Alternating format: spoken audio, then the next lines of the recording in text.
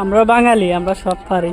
এই যে আমি আসছি আজকে জাতীয় স্মৃতিসৌধ, এই যে পিছনে আমার স্মৃতিসৌধ, এটা সবচেয়ে সম্মানীয় একটা জায়গা করলে চলে। এখানে মুক্তিযুদ্ধের স্তম্ভ, তারপর জাতীয় যুক্ত ফ্রন্ট, এগুলো সম্ভব। এই যে এখানে লেখা আছে, এই যে দেখেন প্রবেশ নিষেধ, অথচ এই যে ভিতরে ঢুকা এই দেখেন স্তম্ভের উপরে, আসমানের উপরে একটা ছবি তুলতে আছে।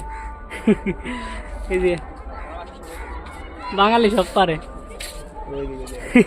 বাঙালি সব পারে। এই যে স্তম্ভের উপরে উঠটা ছবি তুলে।